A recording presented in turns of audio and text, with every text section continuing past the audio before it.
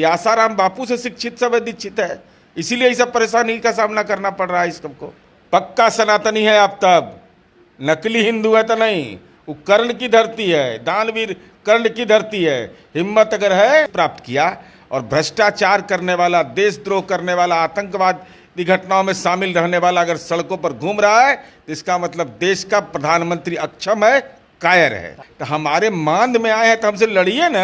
हमारी उम्मीद है कि कलम बांटेंगे, तलवार नहीं बांट देंगे, क्योंकि फर्जी हिंदू है ये सब।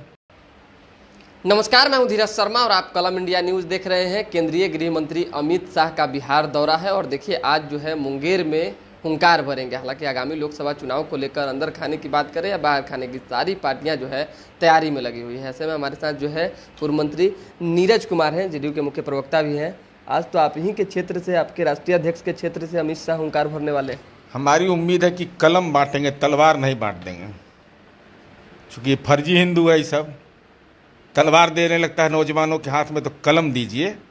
और हमारी अपेक्षा है कि क्यों बेचैन है इतना, आपकी बेचैनी इतनी तड़प क्यों है?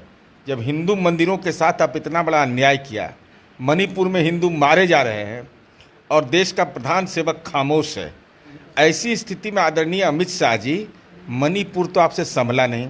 मणिपुर 3 दिन प्रवास किए तो मणिपुर तो आपसे संभला नहीं, तो आ रहे लखीसराय में।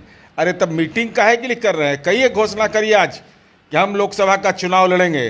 तब जनता दल के राष्ट्रीय अध्यक्ष ललन सिंह का राजनीतिक इंजेक्शन का आपको असर होगा। इसे आपको बेचैनी में बोलना पड़ रहा है।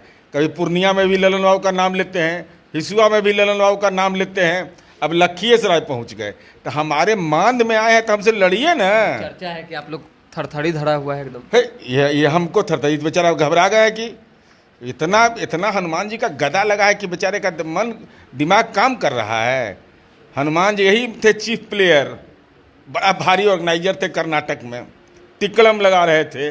देख लीजिए इनका पॉलिटिकल शुगर कहाँ बढ़ा हुआ है, इनकी स्थिति क्या है। आने के बाद पहले मंदिर भी जाएंगे, पूजा अर्चना के बाद जो है संबोधन। मंदिर जाकर के पाप नहीं कटने वाला है।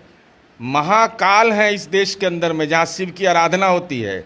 और महाकाल में, उज्जैन में भगवान शिव का मूर्ति लगा। वह आदरणीय नरेंद्र मोदी जी ने उस मंदिर का मूर्ति का अनावरण किया। वह मंदिर मूर्ति खंडित हो गया। जब महाकाल ही नाराज हो जाएंगे तो अशोक धाम तो भगवान शिव की आराधना करने वाले लोग, वो जानते हैं कि अमित शाह और अमित शाह की पार्टी ने उस मंदिर के विकास में, जो धार्मिक न्यास बोर्ड से निबंधित है, 1 पैसे का कोई योगदान नहीं दिया है। कुछ दिन पूर्व जिस तरह से प्रधानमंत्री ने हमला बोलते हुए तमाम विपक्षी खेमा को कहा कि जिसने देश को लूटा है उसको जाना पड़ेगा, लगता है यहाँ अमित शाह भी कुछ बोले? इसका मतलब आप कायर हैं, राजनीतिक कायर प्रधानमंत्री बैठा हुआ है। 9 वर्ष तक जो देश का प्रधानमंत्री रहा हो, 2014 में भ्रष्टाचार, आतंकवाद, रोजगार जैसे सवालों पर ही आपने जनता की अदालत से आपने जनादेश प्राप्त किया। और भ्रष्टाचार करने वाला, देशद्रोह करने वाला, आतंकवादी घटनाओं में शामिल रहने वाला अगर सड़कों पर घूम रहा है तो इसका मतलब देश का प्रधानमंत्री अक्षम है, कायर है। आप तो ये भी चैलेंज ठोक रहे हैं कि अमित शाह को मुंगेर से चुनाव लड़ लेना। बिल्कुल, हम तो कह रहे हैं कर्ण की भूमि है, आइए लड़ लीजिए। अगर पक्का सनातनी है आप, तब नकली हिंदू है तो नहीं। वो कर्ण की धरती है, दानवीर कर्ण की धरती है। हिम्मत अगर है, 56 इंच का राजनीतिक कलेजा अगर वाला के वारिस हैं, नंबर 2 हैं आपने। अरे अभी तो ये आए हैं 2015 में, तो बेचारे नरेंद्र मोदी करा के गए वहाँ से।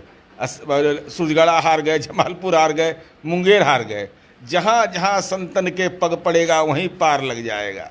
एक सवाल है कि आम आदमी पार्टी ने जो है यूनिफॉर्म सिविल कोड पर भाजपा का कहीं ना कहीं समर्थन कर दिया, इस पर क्या कहेंगे? अब देखिए, उनका अंदरूनी मामला है, लेकिन हमारी उम्मीद केवल यह है कि देश के अंदर में जज्बात की राजनीति मत करिए।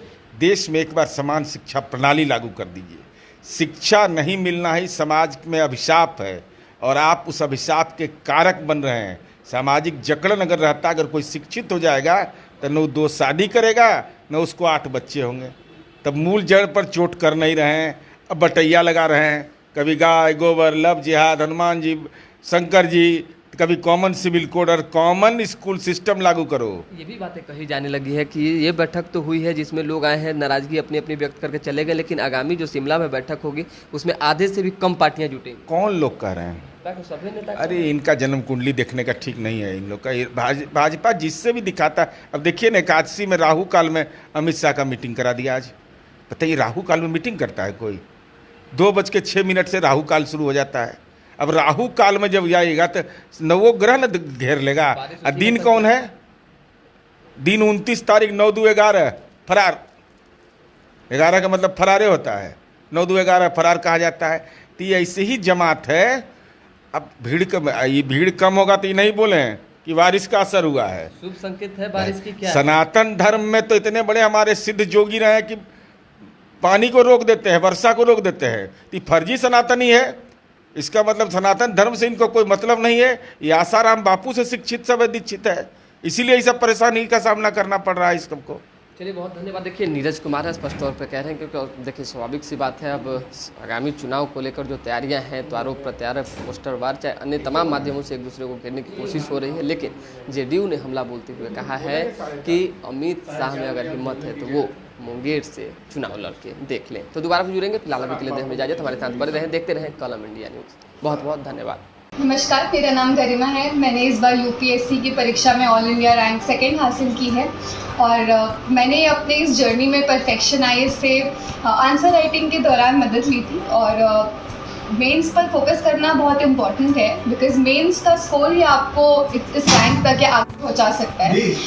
इसके अलावा आई थिंक जो अभी अपकमिंग प्रीलिम्स है उस पर भी आपको काफ़ी फोकस करना चाहिए। बट अल्टीमेटली जो गेम चेंजर होगा वो आपके लिए वो आंसर राइटिंग फॉर मेंस ही होगा। तो आपके पास एक बहुत ही एक्सपर्ट गाइडेंस है परफेक्शन आईएएस के अंदर, आई थिंक, एंड मेंस पर फोकस करना इज वेरी इंपॉर्टेंट।